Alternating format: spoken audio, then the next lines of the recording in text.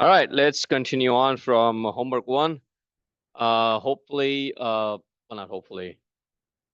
I hope students are keeping up with your viewing of the lecture videos and have attempted the homework prior to coming to class. And so then we can iron out questions. So I'll pick up the pace a little bit today. As I stated, you have 5 homework based on your prereq topics. And then next Monday's quiz will be based on the material that we cover in this week. Okay.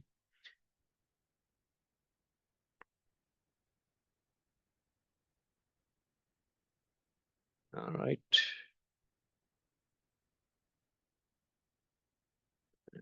Pearson.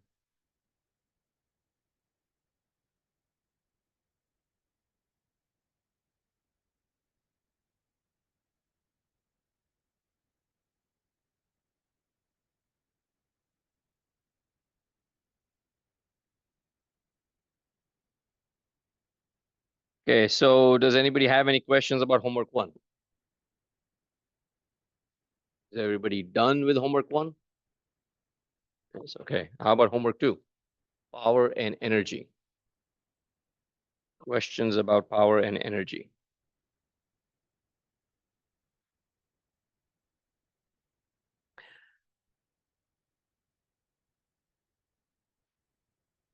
Any questions at all? Okay. Does everybody understand the concept of positive and negative power? So let's talk a little bit about that. Is power ever negative? Power is never negative, yes, but we still have mathematical description where it says minus, right? So voltage, so physical quantities like voltage, current, power, they are never positive or negative. Okay, it's just a matter of perspective. We note any of these physical quantities with a plus or minus sign so that our equations would balance out. Otherwise, it would never make sense for us humans. Okay, so power is never negative. For instance, if you take a look at any appliance, or let's say for your chargers, mobile device chargers, you have your battery adapters, laptop adapters, and mobile chargers. It will always state in there output is either 5 volts at 1 amp, 5 volts at 2 amps, or 19 volts at 5 amps. Power, mathematically, is the product of voltage and current. So if you say it's a 100-watt charger and a 20-volt supply, it can supply maximum of 5 amps at 20 volts, right? Mathematically, when we represent the circuit diagram or the schematic of this charger, we would reference or note it as a source because it is supplying energy, it is supplying power, right? And the rest of the circuit, the load, would be your cell phone or your tablet or your laptop. Okay, so now it's supplying power. Mathematically, you would say it is a minus. Think of it in a sense, if it's money, you're losing money, so you put a minus sign next to it. If you receive money, you put a plus sign next to it. And then at the end, you balance out your budget. So same thing with energy. Power and energy are never positive or negative. They are either supplying or receiving. So if it's a source, it is always supplying. And if it's supplying, we put a minus sign in front of it.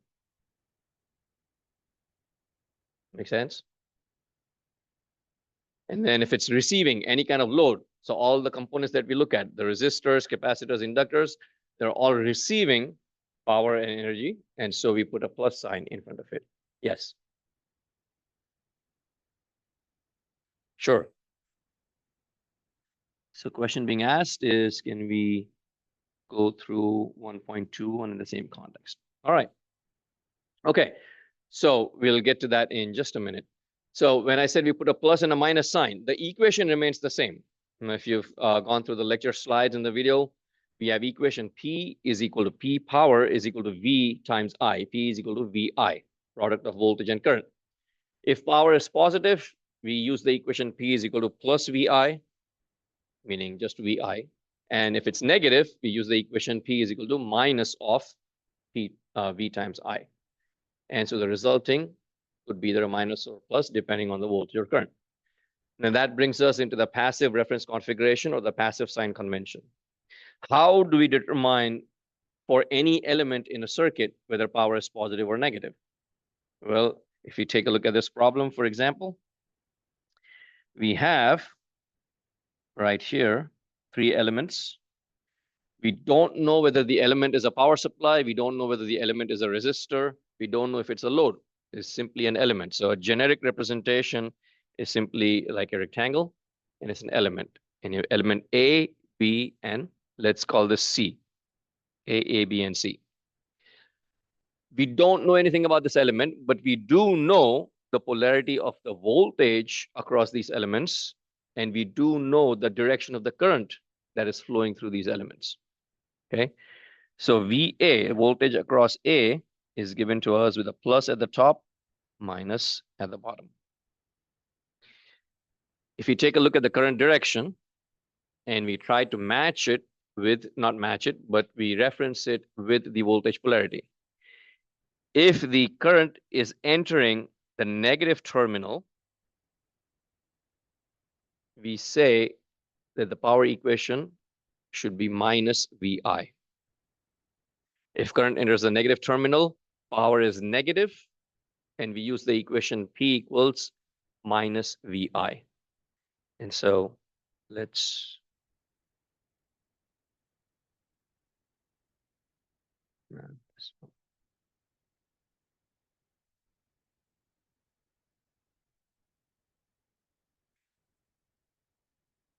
so without knowing anything about the element,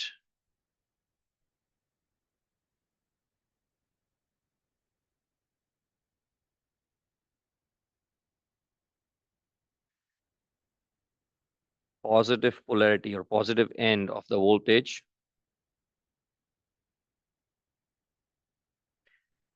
then power is positive and energy is being received by that element. So the statement reads, current I enters the positive terminal of the voltage or the positive polarity of the voltage, then the power is positive. The equation that we use is P equals VI. Okay, without knowing anything about the values of the voltage or the current or anything about the element, just based on what is shown or what is given to us. When you are faced with such a problem, do not make any assumptions unless you have to.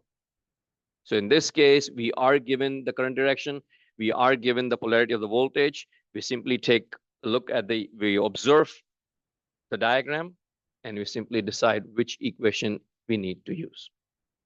All right, let's take a pause. Let me know if you have any questions. Yes. Positive, sorry. That's my acronym. Plus VE. Negative would be minus VE. That's coming up next. I'll just write it out while you prepare your questions.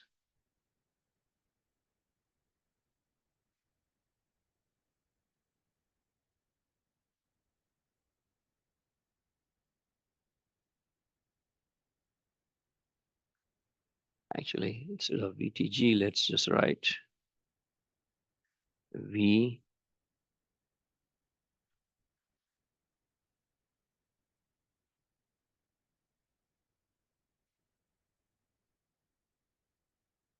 power is negative.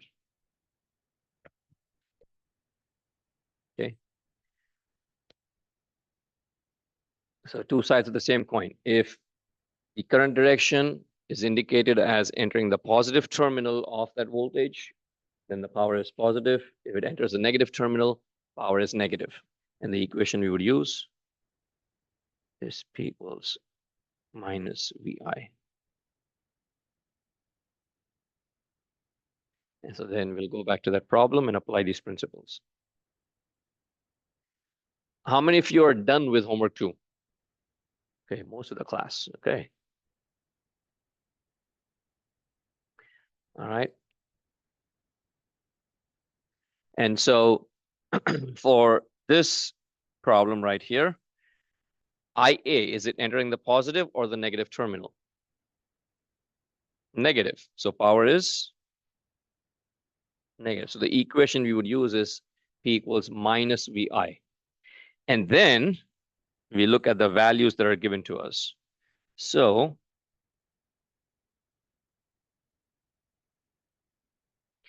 here, if you see, VA or voltage is given as minus 15 volts. Do not try to analyze this, right? If you're faced with these kind of problems or you're trying to make an assumption, then do not.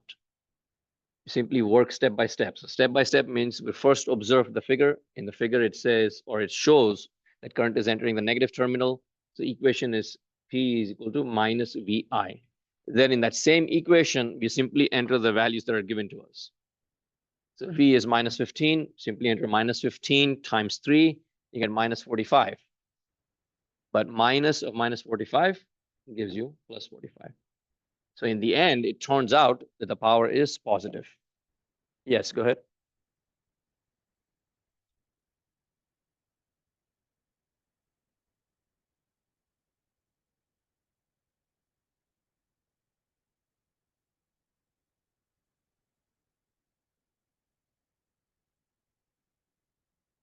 So in the same problem or different one?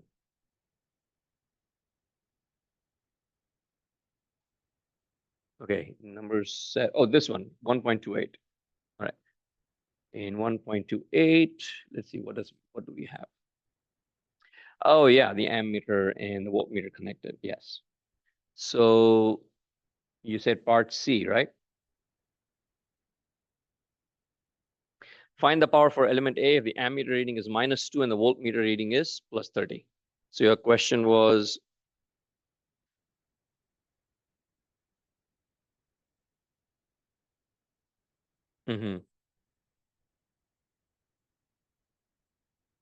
okay.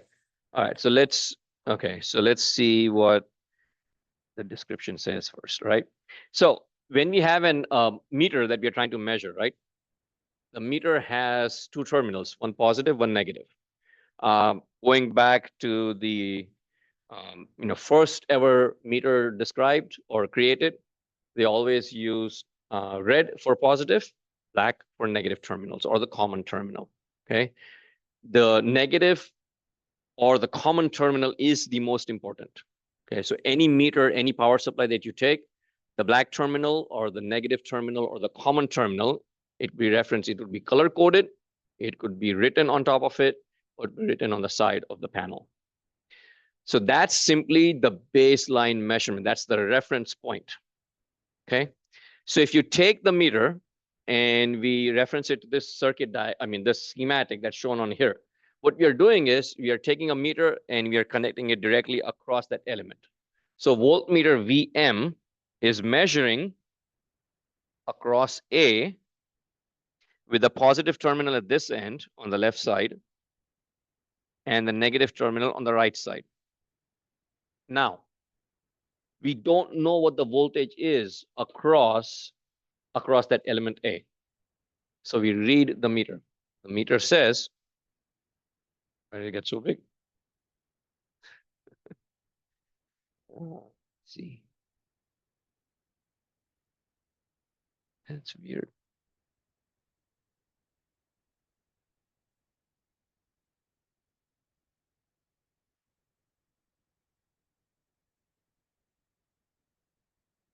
What happened here? Yeah, no.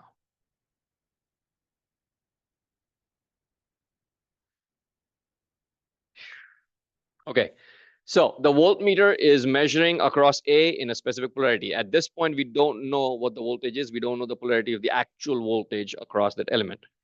If the reading is positive, that means we are measuring our reference point, the common terminal, the negative terminal is connected in the correct place, meaning we are connecting the meter to the correct polarity. If it's negative, it simply means it's opposite. So VM in part C is reading as +30. That means the voltage across element A, is it plus on the left? Is it minus on the left? at this end. So remember, we have a voltmeter, and plus is connected on the left, minus is on the right, and the voltmeter reading is positive, plus 30. So the actual voltage across A, does it have a plus on the left or does it have a minus on the left? Plus, because it's the same. So the voltage across A has a plus on the left and a minus on the right. Now, ammeters are a little tricky. Ammeters, meaning they're measuring current. If you're measuring current, current actually flows through. Voltage is potential difference between 2 points. So voltage is always measured across, whereas current always flows through. So we need to break the circuit and insert the multimeter or the ammeter in the middle of that branch so that the current passes through the meter and we're able to measure it. So the positive and negative terminal comes into the picture like this. If we have, let's go to here.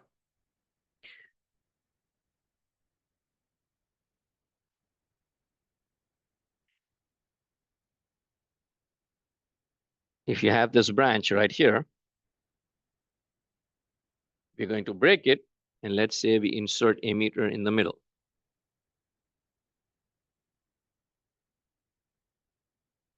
Okay.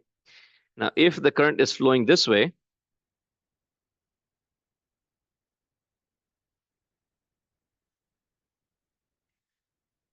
which end is negative, which end is positive? Let me give you a clue. Current is like any other physical quantity. It always goes from high to low. Water, liquid, from a higher level to a lower level. Temperature always flows from the direction of high temperatures to lower temperatures. Pressure from higher pressure to low pressure. So current, or the flow of electrons, is in the same direction. It flows from a higher potential to a lower potential. Higher potential we note with a plus, lower potential we note with a minus. So if the current is going from left to right, which end is higher, the left or the right? So the left end is higher, so this end is plus, this end is minus. Actually, let's put it this way.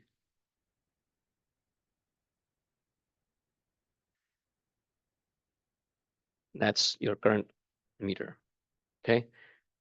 Now, if you take your meter and you take the positive terminal of the meter and you connect it to the left,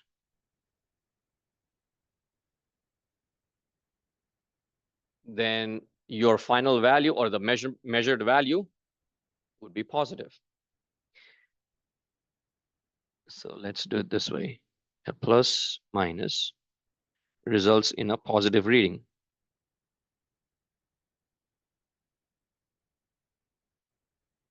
If you connect minus and plus this way, it will result in a negative reading. So far, so good. Does that make sense? So when you're in the lab, if you're taking EE251 and you connect the multimeter and you measure the voltage or the current and it turns out it's negative, well, the magnitude would perhaps be correct if you did your circuit connections correctly. But the minus sign simply indicates your meter terminals are flipped. Okay, but it's important to know which end is positive before you make a measurement. So this is the actual current.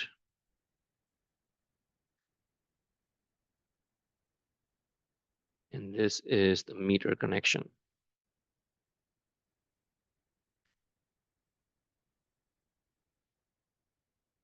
Okay, so meter connection, depending on which end you connect, if it matches in line with the actual current flow, then it'd be positive. If it's opposite, it would be negative. Yes.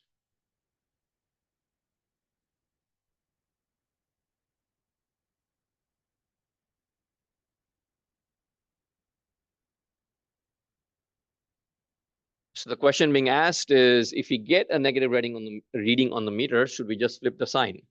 The answer would be yes. Just in general terms, yes. The answer is yes. But let's say you as an engineer are troubleshooting a circuit. It's an unknown circuit. You don't know what it is, or at least you know some portion of that circuit. You expect a positive reading. If you don't know, if you don't analyze that system previously, and you simply connect it, how would you know whether it's correct or incorrect? There could be something in the circuit that is wrong, that is giving you a negative answer. But if you simply assume that your circuit is configured correctly, all you're doing is you're measuring incorrectly. Am I making sense here? If you're trying to troubleshoot a circuit, we get a negative reading, right? We could attribute that to a measurement error, meaning we connected our meter incorrectly. But what if the circuit itself was connected incorrectly? We wouldn't know, right? And so it's, as an engineer, you always want to know what what our expected outcome is. All right, so let's go back to that problem and answer the original question. So here, if the power for element A, calculate power, if voltmeter reading is plus 30, ammeter reading is minus 2. Now look at the ammeter. Ammeter shows that it's a minus on the left and plus on the right. So which direction does the meter assume the current is flowing? Left to right or right to left? Current always goes from high to low, so right to left. So we are assuming current is flowing. Well, I can't draw on this. Probably need to see. Let's see if there was. All right, so it's going from right to left. So it's flowing right to left, and the voltage has a minus sign on the right. What equation do we use? Is power positive or is it negative? That's what the question is asking. So we determine that the voltage has a minus sign on the left. Current is flowing from, it has a minus sign on the right and plus sign on the left, right? Because voltage measured is positive. Now current is going from right to left. Which terminal is it entering? Is it entering the positive terminal or is it entering the negative terminal? Negative terminal. So it's entering the negative terminal, then power is negative. So the equation we would use is P equals minus VI. And then you plug in the values exactly as we see here. Does that answer your question? That's a very good question. So the question being asked is, if it's minus, do we flip or do we not? There are two, well, not two ways. There are two options here. We could flip it, meaning the ammeter is minus on the left, plus on the right. So we could flip it. But if you flip it, now our current is going from left to right. It's going from left to right. Current is now entering the positive terminal. So the equation we would use is P equals VI. But because we flipped it in the circuit diagram, then minus 2 is now plus 2. So the equation would be P equals VI, and then it would be plus 2 times plus 30 gives us 60. The flipping is, I advise students not to do it as long as you understand what it means, because chances are it could result in some errors. Because if you flip it in the circuit diagram and we still use the equation P equals minus VI, then we are double flipping it. And so then we get an incorrect answer. Instead of plus 60, we would get minus 60. Yes.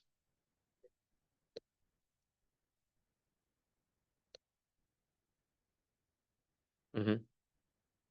Sure. Sure. So the question being asked is, how did we determine the current direction? We look at the ammeter, and the ammeter has a minus sign on the left and a plus on the right. So current always goes from high to low, plus to minus, for all except sources. And I'll talk about that just a little bit.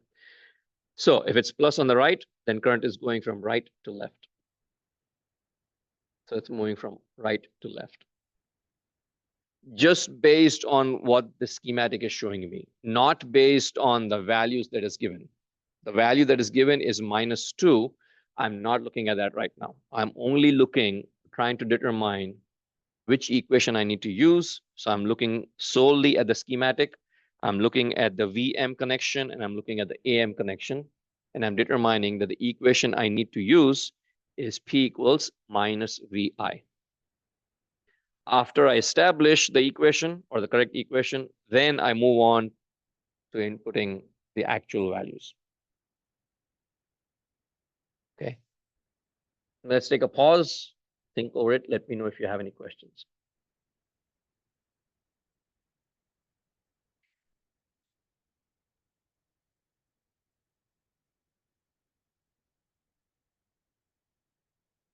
Yes.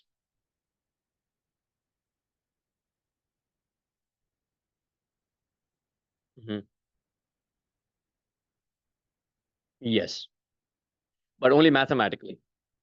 So we just determine power is negative, and then the next point is that we'll enter the values. Now the equation is, let me just write it out. So since it's -2 and plus 30, so this is, what was this, 1.28, right? Problem 1.28.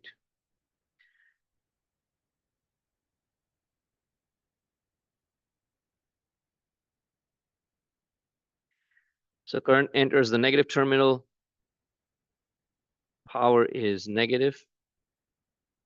P is equal to minus VI. But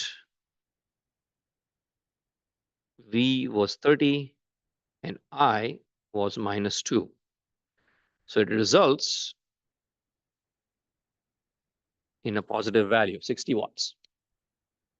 So after solving for the actual value, it turns out that power has a positive value.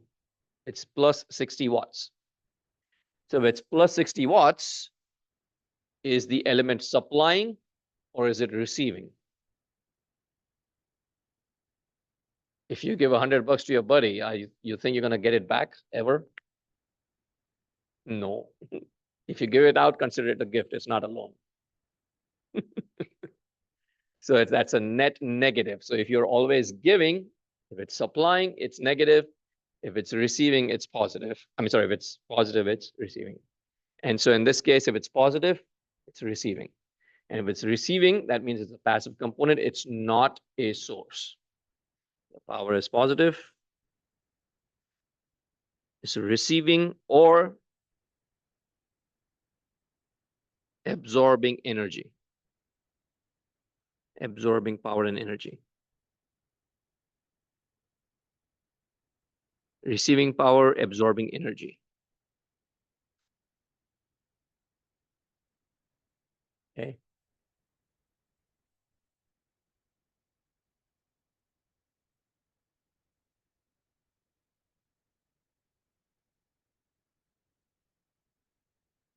And so that's the answer to the next part. Again, take it step by step. Do not skip steps because every small step will result in a different conclusion. Just by observing the schematic, my conclusion is that power is negative. The next step, I enter the values and I solve it. And once I solve for those values, it turns out power is positive. If I try to enter the values as they are into the original equation without determining it, my answer would be incorrect. So always take it step by step. Okay, any other questions about homework 2? Any concepts that you need clarification? Okay. Then let's look at, that's 1, that's 2. What happened here? All right, KCL and KVL. I'm assuming you all are familiar with these two from your time in physics, perhaps even AP physics. Now, how many of you are done with KCL and KVL homework assignments? Anyone done with KCL? Only a few of you. How about KVL? Okay. So both of these are based on the law of conservation of energy, right? And KVL is brilliant in a sense that, I mean, I know it works, I know how it works or how to apply it, but in some ways it still boggles my mind into how it actually works. Okay, you could take any circuit, any schematic, doesn't matter how many sources you have or how many sources, how many sources it has or how many loads it has, how many components. It could be like 10 components or 100,000 components, but you could take any small electrical loop in that schematic or in that circuit, and the sum of voltages always turns out to be zero. Always. So I know what it is, I know how to apply it, I know how to calculate it, but at some level, it still boggles my mind on how true that is. Okay. Now, KCL is the current law, KVL is the voltage law.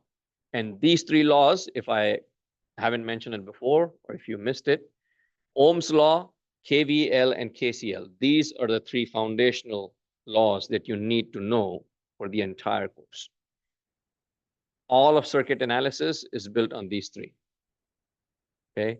Everything else that we learn, node voltage analysis, mesh current analysis, current division, voltage division, everything is derived from these three. So it is very important, very crucial that you are able to understand these and apply these quickly and efficiently and, more importantly, correctly. Okay. So KCL stands for current law. If you have, if you don't remember it from previous classes, hope you have watched the lecture videos.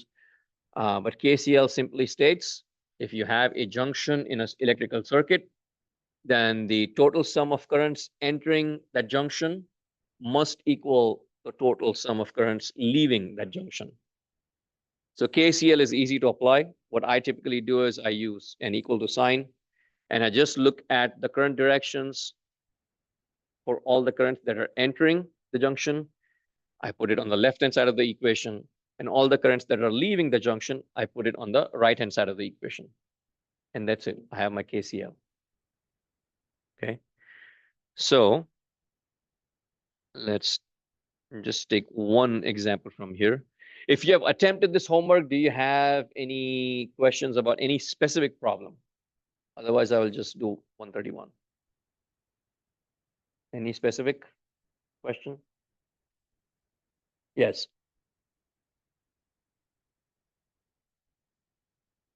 Which one? 131? Okay, 131. All right, so, 131 is the fundamental. Okay, what is a node and what is a loop and a mesh? All right. So node, as the name might suggest, is simply a junction where two or more components are connected together. That's all it is. A node is two or more components coming together. So it's an electrical junction. That's what a node is, N-O-D-E. Okay. And then let's see. All right. Part B was the specific question. Now, anything that is connected between two nodes is known as a branch. It's a branch of an electrical circuit.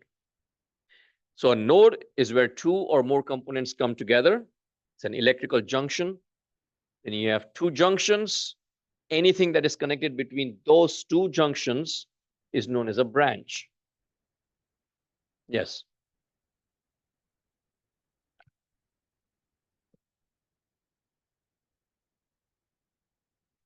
So the question being asked is, if there are two components that are connected in series, then is it still considered to be a node? Which end though?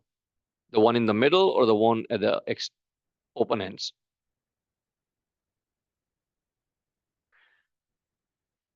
Yes. So if it's, I think I understand, and this is a common thing. So if there is Typically, we have a circuit and we indicate like a connection with a dot, right? How you see over here, like it's like it's a circle, it's a blackened out dot, right? It's a dot. So it's quite obvious that it's a junction, that it's a node, right? But the question being asked is, what about this right here, angle? There's no dot that's being shown. Is that a node? Well, if you look, not look, if you think about the technical definition, two or more components coming together.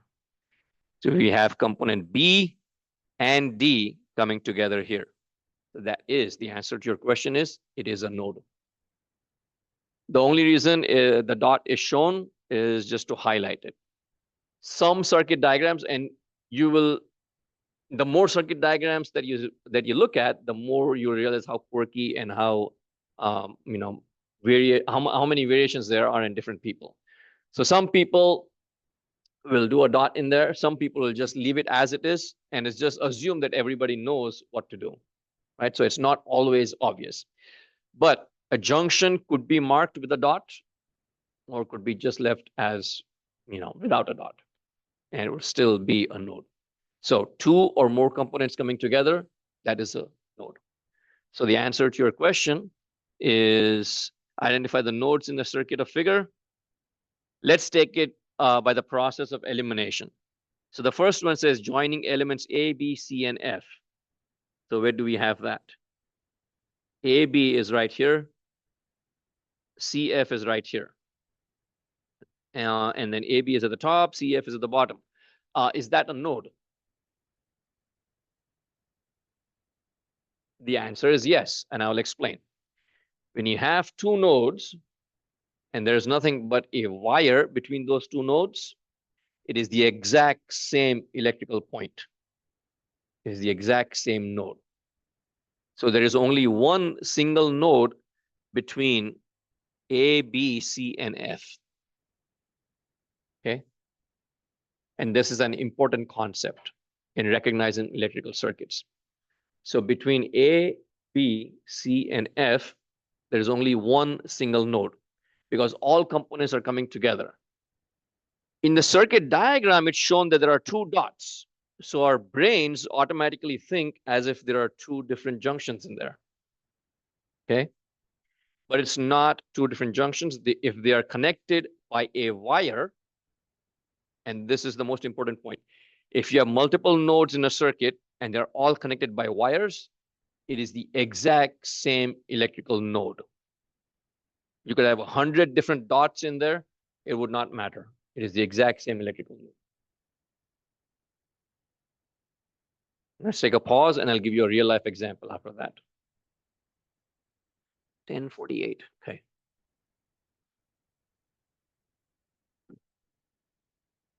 Just think over that concept. Okay, it's important to grasp these concepts before we move on.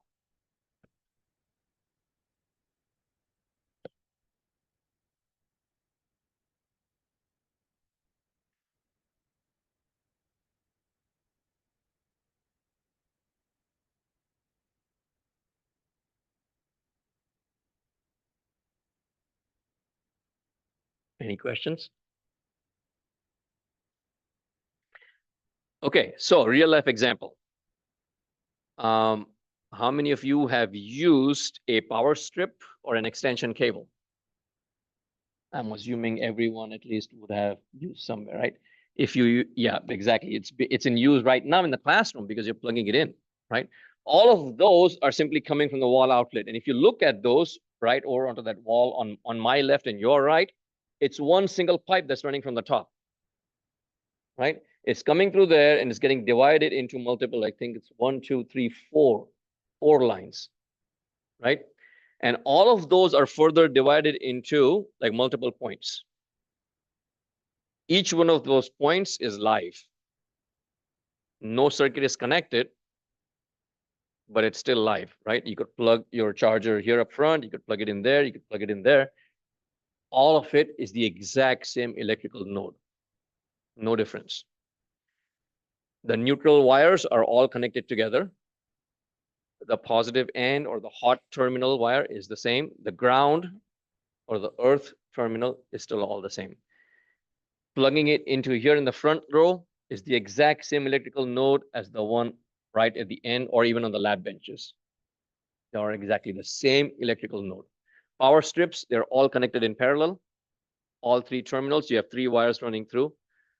Extension cable, exactly the same thing. Whether it's a 10 feet extension cable or 100 feet, 200 feet away, it's still the exact same electrical node. No difference whatsoever. Okay. Let's take a pause while you let that sink in. Did that make sense for your question about part B? Okay. And I will just go over that important concept separately here. Any questions? Okay, so in theoretical circuit analysis, which is what we are doing, right? In EE 251 in the lab class, excuse me, when you take a resistor, when you take a power supply, you always write down the measured values. A 10 ohm resistor is not always 10 ohms. It could be 9.95, it could be 10.02. So you always take a measurement before you begin your experiments. In theory, a 10 ohm resistor is 10 ohms. Okay, it's all hypothetical, it's all theoretical. So when you have a node,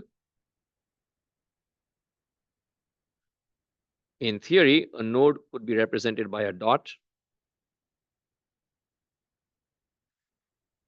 It could be a small hyphen or a small dash. It could be a small line. It could be a really long line.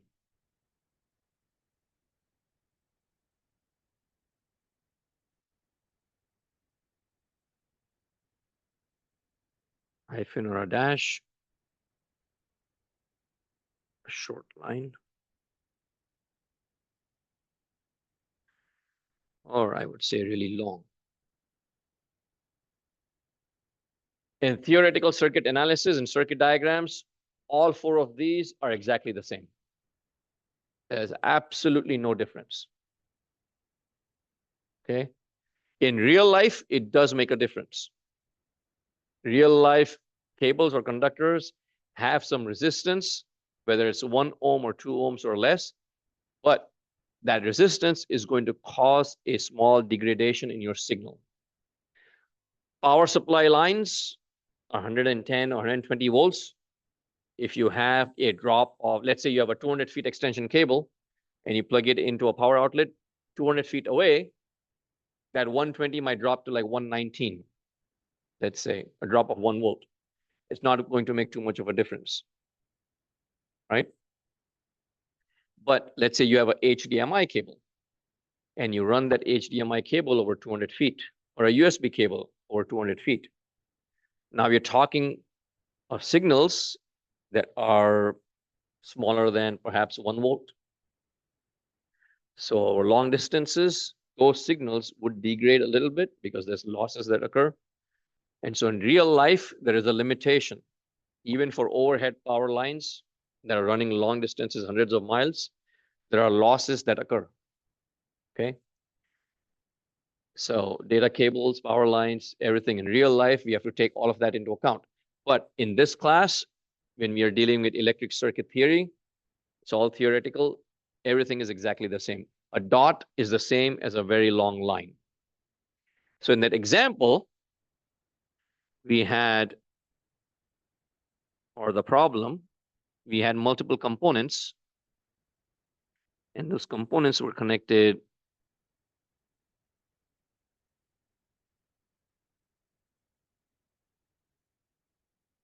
there was an angle that was shown right there. Instead of this,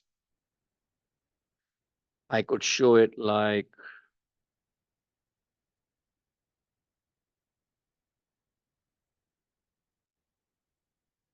this.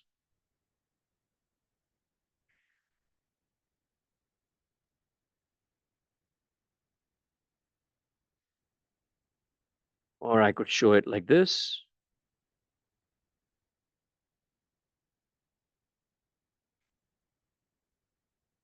This is all the same. There is no difference whatsoever.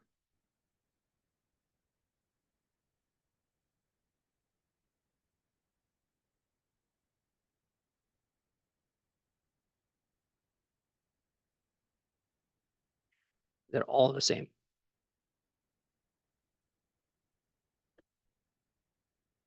And this, again, is an important concept in electric circuit theory.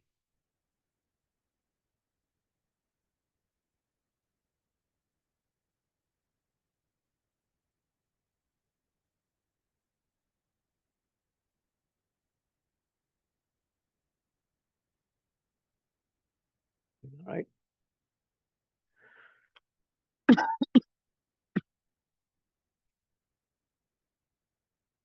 Yes.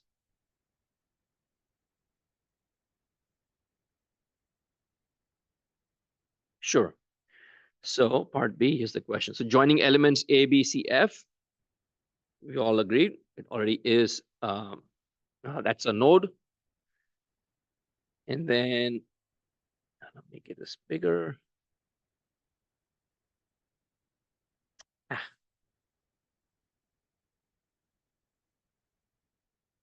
How about A, C, and E? So A, C, and E is here on the left. What do you think? It's a node? Yes, that's a node. How about elements B and F? That is also a node. B and F. It's the same electrical junction. Let me see if specific question, identify the nodes. So sometimes the questions are weird. I would technically say B and F is a node, but it might be excluding it based on A, B, C, and F already being counted. So I'm not sure if it did that. Did it do that? Okay, all right. So B and F technically is a node, but I think it's taking the literal definition, meaning B and F by themselves are not a node. It's A, B, C, and F. That's a node. And so the question is, I think, excluding B and F in that sense. But if you asked any electrician or even any electrical engineer, B and F is technically, it's a node. All right, joining elements B and D, which is on the right. I think we talked about the angle. That's also a node. D and G right here. What do you all think? That's a node. A, B, and E. A, B, and E are, where's A, B, and E? Oh, A and B is here, E is here. So definitely not a node because there are two different points in the circuit. B, E, and F. B and F are right here. E is here. So definitely not a node. Joining elements B and E right here. Definitely not a node. And E, F, G at the bottom. What do you all think? Right? Node. So that's a node. All right, let's see. Let's see what excluded B and F.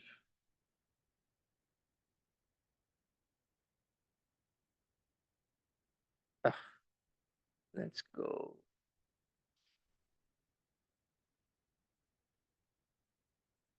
Yep, it excluded B and F.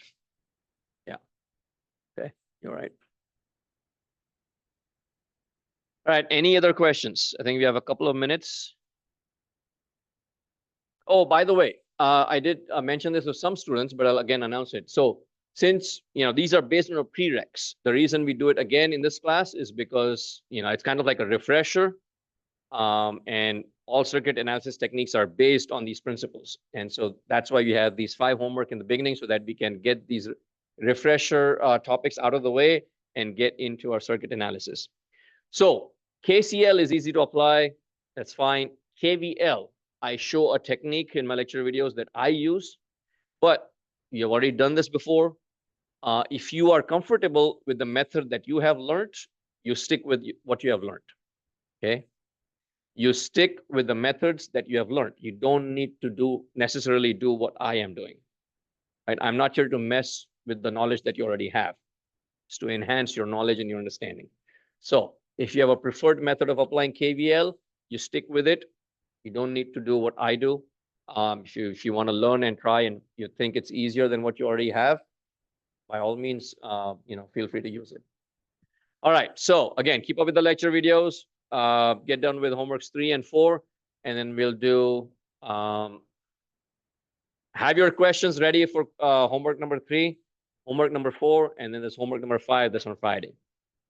So when you come to class on Friday, have those questions ready, please.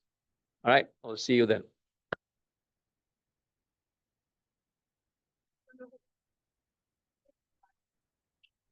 No. So you're talking about PDF or PDF is fine. It's as long as it's submitted sometime, it's fine. Yeah. Yes. Right after the class. Oh yeah. So my office hours. I have to update the website, but it's like right after this class on Mondays and Wednesdays, and then Thursday after 3 o'clock. So Monday and Wednesday from 11 to 12, and Thursday from 3 to 4. So we are 11 o'clock, 11 to 12. Yes. I was kind of confused on like right here Mhm. where you're like looking at. You said that the current enters. Are we talking about this current enters the negative terminal Yeah. here? Not there. So this is, we are going, so let me actually draw it out on here. So we simply need to establish which equation we need to use, right? T is equal to plus VI or minus VI. So our voltmeter tells us, actually, let's just look at this element, right? We have this one element. It has a voltage and it has a current. We don't know which. From the voltmeter, we know that our voltage is plus on the left, minus on the right. Let's just do X. And then from this ammeter, we know the current is actually flowing in this direction. That's it. The meters are used to determine the polarity of the actual voltage and the direction of the actual current. This told us where the current was going. Exactly. And now we take a look at this arrowhead and we see it's entering the negative terminal. And that means the power is negative. So we use the equation P equal to minus VI. And then we go on to the values and then we enter the values into that equation. Yeah. Thank you. Yes. Sure. Sure. Relevant series on, but if you want us to like draw out each of the circuits as we simplify, would then use like the equivalent resistance we just found? So that's a good question. I'm fine with either way. So if a student wants to draw it out, pictures worth 1,000 words. In that case, I can look through it and it makes sense. That's fine. Or you can just write down the equations like R1 parallel R2, and then you plug in the values and give me this. So either either drawing it out or writing the mathematical expression. Either ways is fine.